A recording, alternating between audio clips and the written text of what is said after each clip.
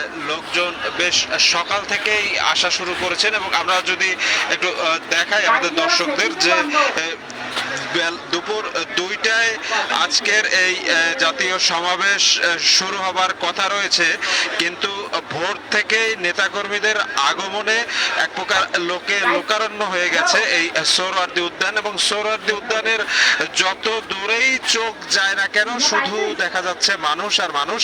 এবং আমরা যেটা জেনেছি যে দেশের উত্তরাঞ্চল, দেশের দক্ষিণাঞ্চল সহ নানা প্রান্ত থেকেই কিন্তু তারা গতকাল রাতে আজকের এই সমাবেশে যোগদানের উদ্দেশ্যে রওনা করেছিল এবং তারা ভোর থেকেই কিন্তু এখানে এসছে এবং ভোরে অনেকেই ফজরের নামাজ কিন্তু এই মাঠেই আদায় করেছে।